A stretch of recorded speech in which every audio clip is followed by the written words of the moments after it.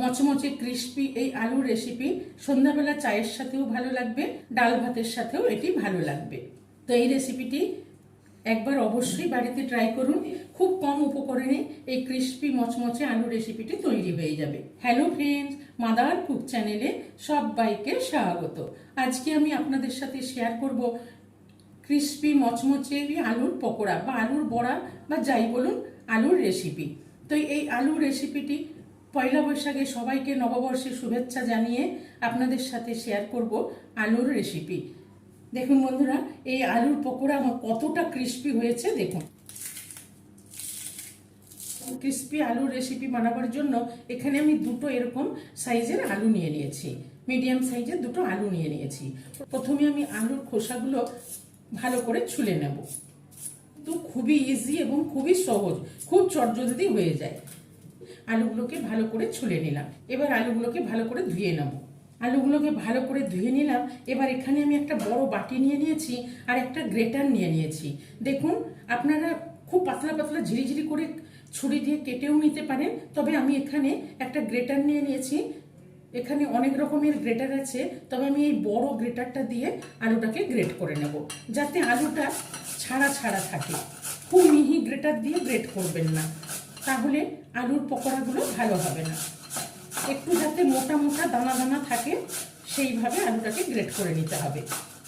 দুটো আলুকে এরকম মোটা মোটা করে আমি গ্রেট করে নিলাম। এবার আলুটাকে ভালো করে ধুয়ে নেব। জল পাল্টে পাল্টে আলুটাকে ভালো করে ধুয়ে নেব। যতক্ষণ না পর্যন্ত সাদা জল বেরোচ্ছে ততক্ষণ ভালো করে ধুয়ে নেব।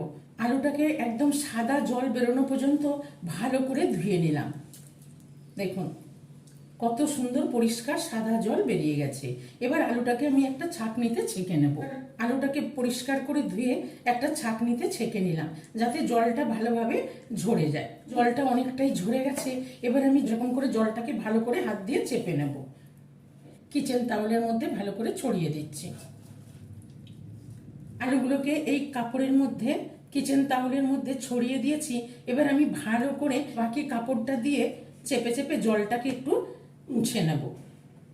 দেখুন কতটা জলটা শুকিয়ে গেল, একদম ঝরঝরে হয়ে গেল আলুগুলো।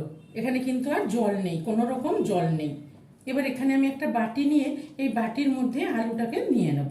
এখানে দিয়ে দেবো পরিমাণ মতন 1/2 চামচ লবণ, আর দিয়ে দেবো 1/2 চামচ মতো লঙ্কার গুঁড়ো। একটু স্পাইসি বানাবার জন্য আমি এখানে 1/4 চামচ মতন কালো জিরে দিয়ে দিলাম। এবার দিয়ে দেবো এখানে কর্নফ্লাওয়ার। এখানে আমি যেহেতু দুটো আলু নিয়েছি, সেই জন্য আমি এখানে 2 টেবিল চামচ একদম ভরে ভরে কর্নস্টার্চ দিয়ে দিলাম। আর খুব সামান্য একটু ধনেপাতা কুচনো দিয়ে দিলাম, আর দিয়ে দিলাম 1/2 চামচ মতো জিরের গুঁড়ো। এবারে সব কিছু দিয়ে আমি ভালো করে আলুটাকে মেখে নেব। কত সুন্দর 2 চামচ কর্নফ্লাওয়ার দিয়ে খুব সুন্দর করে মেখে নিলাম। এবারে আমি হাত দিয়ে একটু বড়ার মতন করে গড়ে নেব, তৈরি করে নেব। দেখুন এইভাবে আমি ছোট ছোট বড়ার মতন তৈরি করে নেব। কর্নফ্লাওয়ার দিলে এটা ছেড়ে যায় না, এটা খুব সুন্দর আলুগুলোর একসাথে জয়েন থাকে। আমি গোল করে পাকিয়ে হাত দিয়ে একটু করে চ্যাপ্টা করে নিচ্ছি। সন্ধ্যাবেলা যখনই কিছু খেতে ইচ্ছে করবে, চটপটে স্ন্যাক্স, তখনই চায়ের সাথে আলুর রেসিপিটি বানিয়ে ফেলতে পারেন। প্রত্যেকটা আলুর বড়ার মতন আমি তৈরি করে নিলাম। এবার আমি এগুলোকে ভালো করে তেলে ভেজে নেব। আলুর স্ন্যাক্সটা ভাজার জন্য গ্যাসে আমি আগের থেকেই একটা কড়াই চাপিয়ে রিফাইন তেল দিয়ে তেলটাকে গরম করে নিয়েছি। এবারে আস্তে করে ছেড়ে নেব। তেলটা খুব সুন্দর গরম হয়েছে, উপরে ভেসে আসছে। এবার আমি আস্তে করে এই বড়াগুলো একটা করে ছেড়ে দেবো।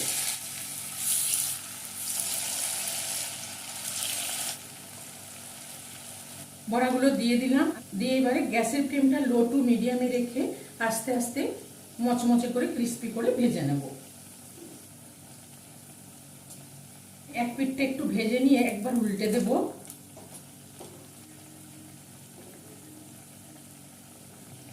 একবার উল্টে দিলাম, দিয়ে উল্টে পাল্টে 2 পিঠটাই ভালো করে মচমচে করে ক্রিস্পি করে ভেজে নেব।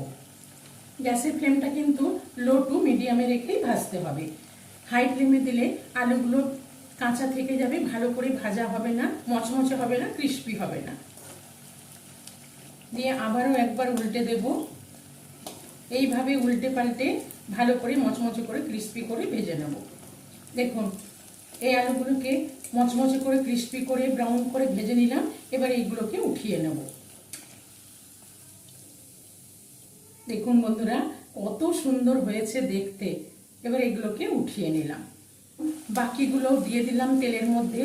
এইগুলোকেও গ্যাসের ফ্লেমটা লো টু মিডিয়ামে রেখে উল্টে পাল্টে ব্রাউন করে ক্রিস্পি করে ভেজে নেব।